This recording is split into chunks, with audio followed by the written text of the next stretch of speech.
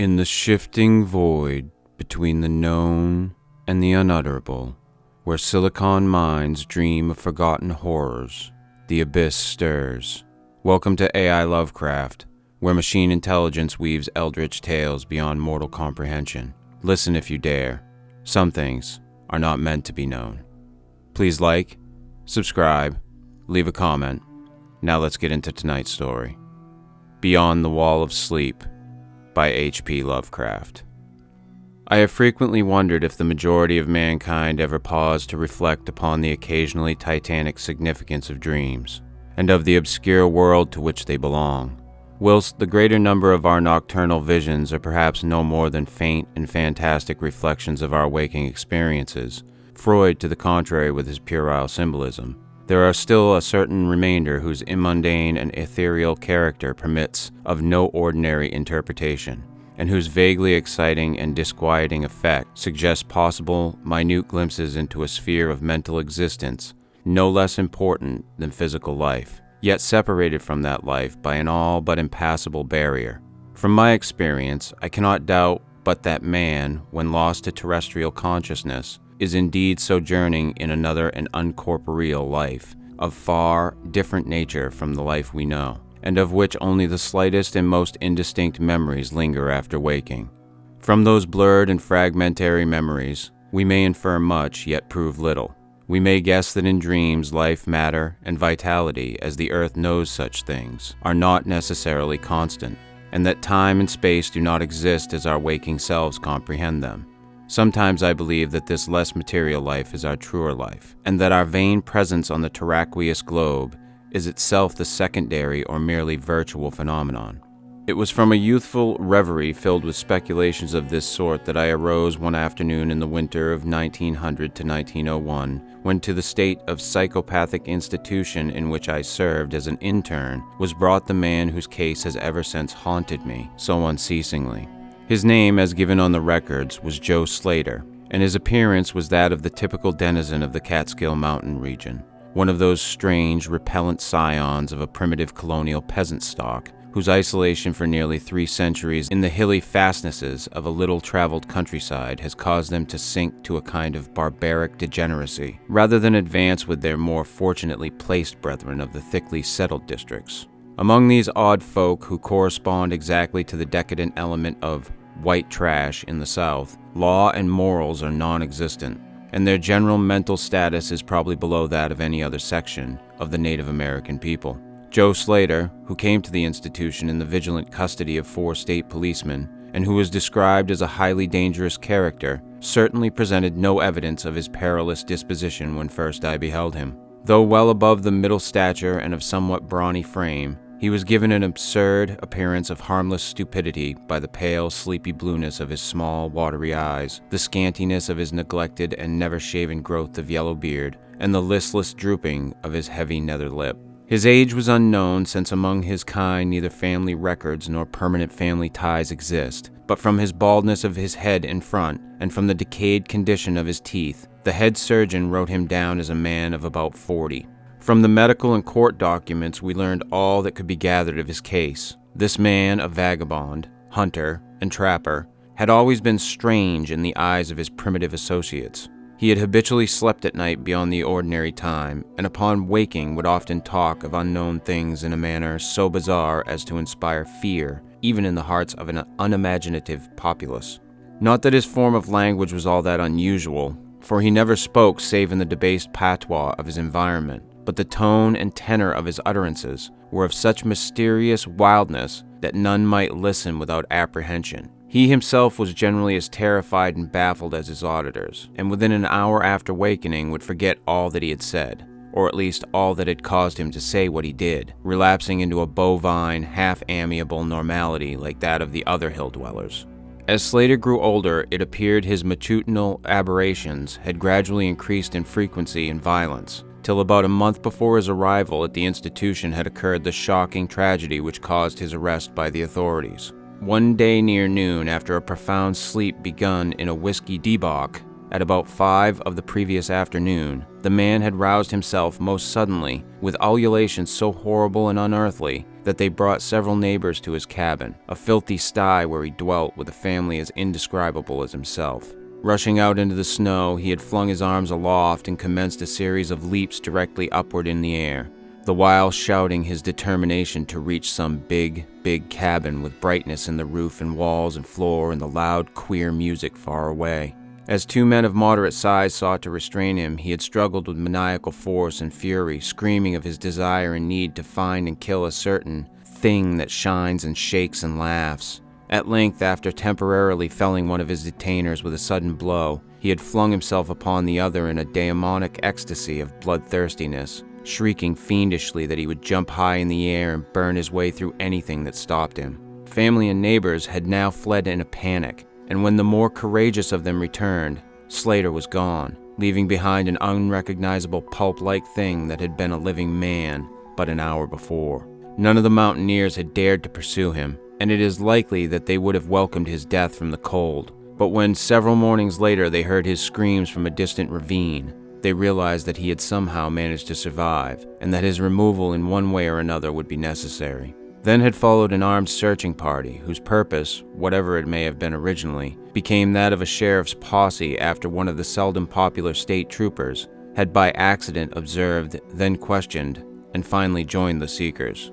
On the 3rd day, Slater was found unconscious in the hollow of a tree and taken to the nearest gaol, where alienists from Albany examined him as soon as his senses returned. To them, he told a simple story. He had, he said, gone to sleep one afternoon about sundown after drinking much liquor. He had awakened to find himself standing bloody-handed in the snow before his cabin, the mangled corpse of his neighbor, Peter Slater, at his feet. Horrified, he had taken to the woods in a vague effort to escape from the scene of what must have been his crime. Beyond these things, he seemed to know nothing, nor could the expert questioning of his interrogators bring out a single additional fact. That night, Slater slept quietly, and the next morning he wakened with no singular feature save a certain alteration of expression. Dr. Barnard, who had been watching the patient, thought he noticed in the pale blue eyes a certain gleam of peculiar quality, and in the flaccid lips an all but imperceptible tightening, as if of an intelligent determination. But when questioned, Slater relapsed into the habitual vacancy of the mountaineer, and only reiterated what he had said on the preceding day. On the 3rd morning occurred the first of the man's mental attacks. After some show of uneasiness and sleep, he burst forth into a frenzy so powerful that the combined efforts of 4 men were needed to bind him in a straitjacket.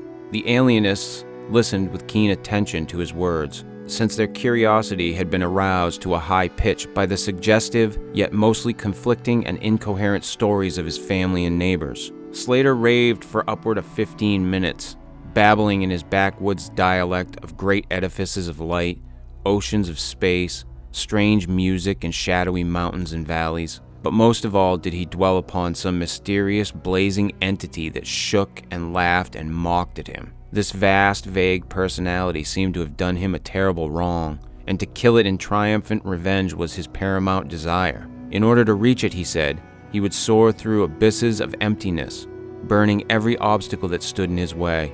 Thus ran his discourse, until with the greatest suddenness he ceased. The fire of madness died from his eyes, and in dull wonder he looked at his questioners and asked why he was bound. Dr. Barnard unbuckled the leathern harness and did not restore it till night, when he succeeded in persuading Slater to don it of his own volition, for his own good. The man had now admitted that he sometimes talked queerly, though he knew not why. Within a week, 2 more attacks appeared, but from them the doctors learned little.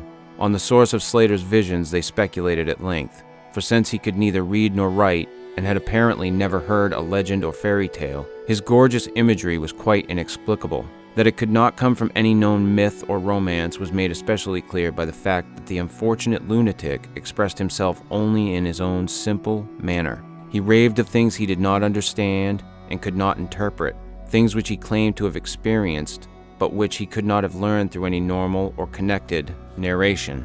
The alienists soon agreed that abnormal dreams were the foundation of the trouble, dreams whose vividness could for a time completely dominate the waking mind of this basically inferior man.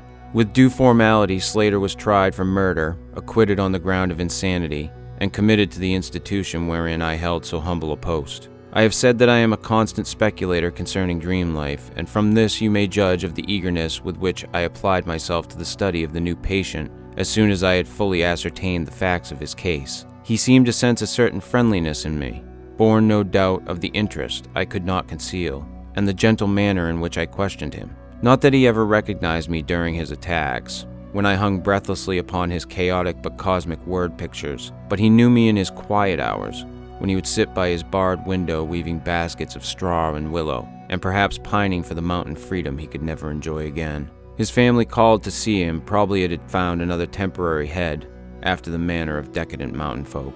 By degrees I commenced to feel an overwhelming wonder at the mad and fantastic conceptions of Joe Slater. The man himself was pitiably inferior in mentality and language alike, but his glowing titanic visions, though described in a barbarous and disjointed jargon, were assuredly things which only a superior or even exceptional brain could conceive. How, I often asked myself, could the stolid imagination of a Catskill degenerate conjure up sights whose very possession argued a lurking spark of genius? How could any backwoods dullard have gained so much as an idea of those glittering realms of supernal radiance and space about which Slater ranted in his furious delirium?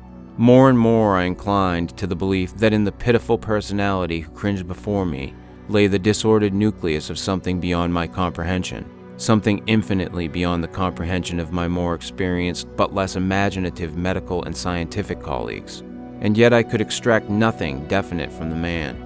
The sum of all my investigation was that in a kind of semi-uncorporeal dream life, Slater wandered or floated through resplendent and prodigious valleys, meadows, gardens, cities, and palaces of light, in a region unbounded and unknown to man, that there he was no peasant or degenerate, but a creature of importance and vivid life, moving proudly and dominantly, and checked only by a certain deadly enemy, who seemed to be a being of visible yet ethereal structure, and who did not appear to be of human shape, since Slater never referred to it as a man, or as aught save a thing. This thing had done Slater some hideous but unnamed wrong, which the maniac, if maniac he were, yearned to avenge. From the manner in which Slater alluded to their dealings, I judged that he and the luminous thing had met on equal terms, that in his dream existence, the man was himself a luminous thing of the same race as his enemy. This impression was sustained by his frequent references to flying through space and burning all that impeded his progress.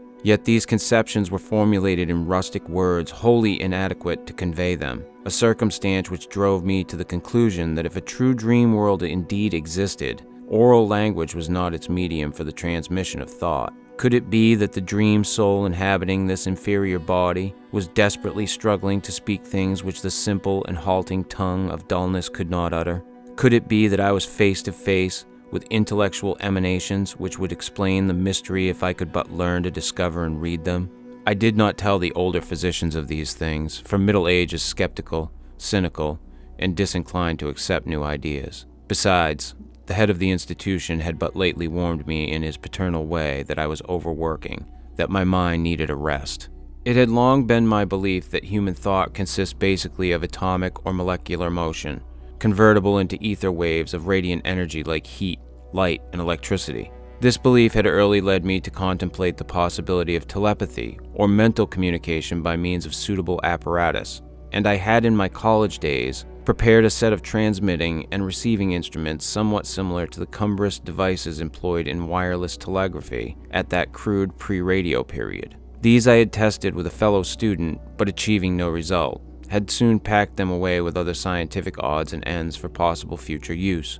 Now in my intense desire to probe into the dream life of Joe Slater, I sought these instruments again, and spent several days in repairing them for action. When they were complete once more, I missed no opportunity for their trial. At each outburst of Slater's violence, I would fit the transmitter to his forehead and the receiver to my own, constantly making delicate adjustments for various hypothetical wavelengths of intellectual energy. I had but little notion of how the thought impressions would, if successfully conveyed, arouse an intelligent response in my brain, but I felt certain that I could detect and interpret them. Accordingly, I continued my experiments, though informing no one of their nature. It was on the 21st of February 1901 that the thing finally occurred.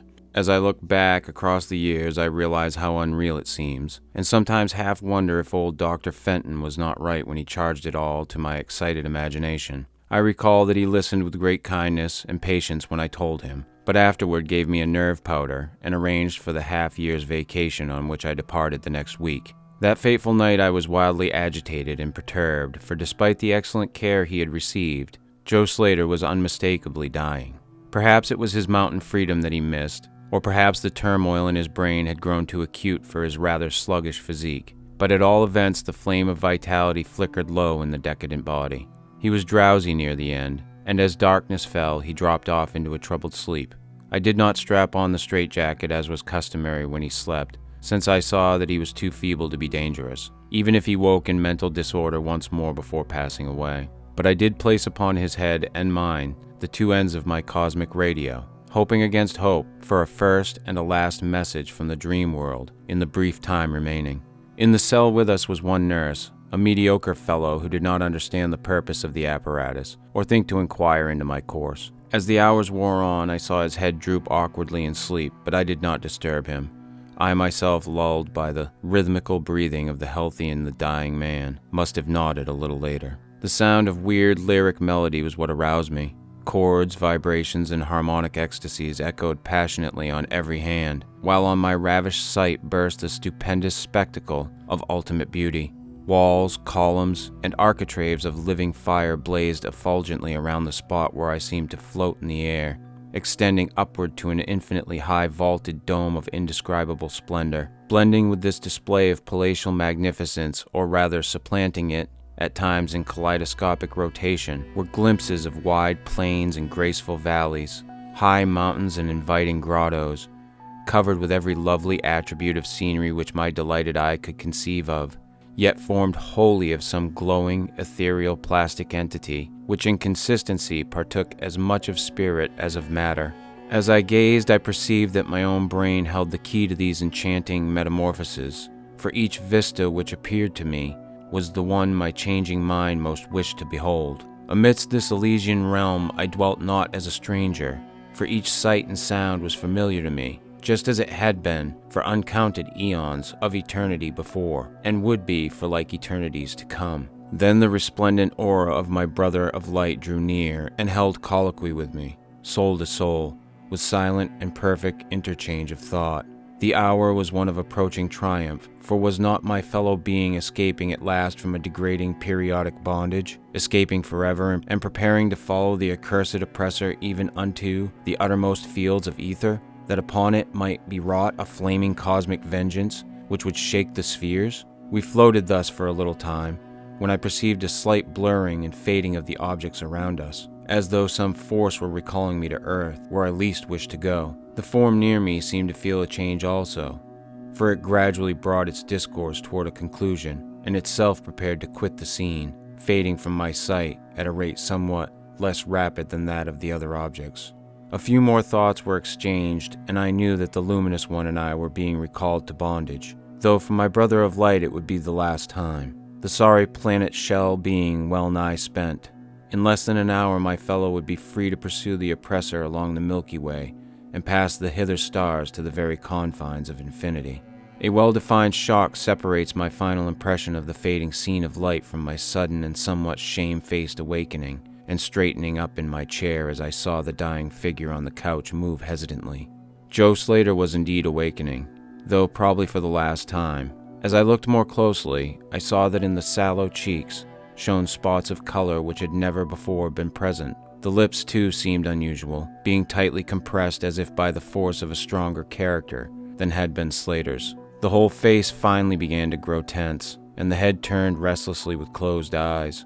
I did not arouse the sleeping nurse, but readjusted the slightly disarranged headbands of my telepathic radio, intent to catch any parting message the dreamer might have to deliver. All at once the head turned sharply in my direction and the eyes fell open, causing me to stare in blank amazement at what I beheld. The man who had been Joe Slater, the Catskill decadent, was now gazing at me with a pair of luminous, expanded eyes, whose blue seemed subtly to have deepened. Neither mania nor degeneracy was visible in that gaze, and I felt beyond a doubt that I was viewing a face behind which lay an active mind of high order. At this juncture, my brain became aware of a steady external influence operating upon it. I closed my eyes to concentrate my thoughts more profoundly, and was rewarded by the positive knowledge that my long-sought mental message had come at last. Each transmitted idea formed rapidly in my mind, and though no actual language was employed, my habitual association of conception and expression was so great that I seemed to be receiving the message in ordinary English. "Joe Slater is dead," came the soul-petrifying voice or agency from beyond the wall of sleep. My opened eyes sought the couch of pain and curious horror, but the blue eyes were still calmly gazing, and the countenance was still intelligently animated. "He is better dead, for he was unfit to bear the active intellect of cosmic entity. His gross body could not undergo the needed adjustments between ethereal life and planet life. He was too much of an animal, too little a man. Yet it is through his deficiency that you have come to discover me, for the cosmic and planet souls rightly should never meet. He has been my torment and diurnal prison for 42 of your terrestrial years. I am an entity like that which you yourself become in the freedom of dreamless sleep. I am your brother of light, and have floated with you in the effulgent valleys. It is not permitted me to tell your waking earth self or your real self, but we are all roamers of vast spaces, and travelers in many ages. Next year I may be dwelling in the dark Egypt which you call ancient, or in the cruel empire of San Chan, which is to come 3,000 years hence. You and I have drifted to the worlds that reel about the red Arcturus, and dwelt in the bodies of the insect philosophers that crawl proudly over the fourth moon of Jupiter. How little does the earth self know of life and its extent? How little indeed ought it to know for its own tranquility? Of the oppressor I cannot speak. You on earth have unwittingly felt its distant presence. You who without knowingly idly gave to its blinking beacon the name of Algol the Daemon Star. It is to meet and conquer the oppressor that I have vainly striven for eons, held back by bodily encumbrances. Tonight I go as a nemesis bearing just and blazingly cataclysmic vengeance. Watch me in the sky close by the Daemon Star. I cannot speak longer, for the body of Joe Slater grows cold and rigid, and the coarse brains are ceasing to vibrate as I wish. You have been my friend in the cosmos. You have been my only friend on this planet, the only soul to sense and seek for me within the repellent form which lies on this couch. We shall meet again, perhaps in the shining mists of Orion's sword, perhaps on a bleak plateau in prehistoric Asia, perhaps in unremembered dreams tonight, perhaps in some other form an aeon hence, when the solar system shall have been swept away. At this point, the thought waves abruptly ceased, and the pale eyes of the dreamer, or can I say dead man, commenced to glaze fishily.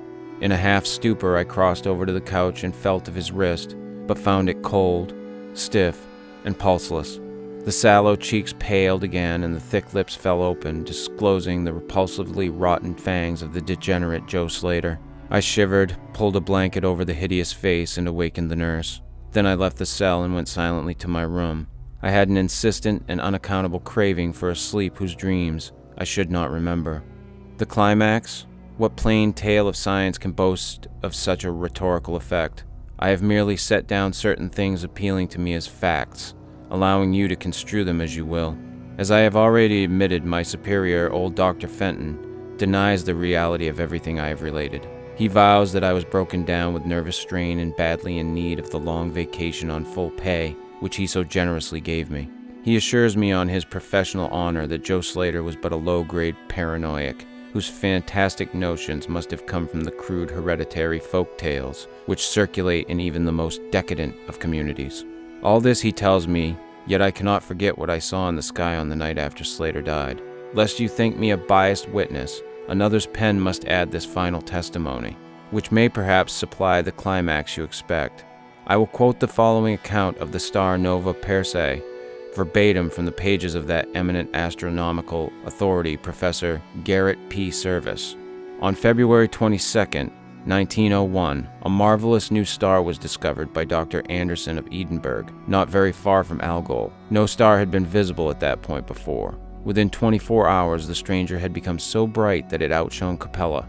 In a week or two, it had visibly faded, and in the course of a few months, it was hardly discernible with the naked eye.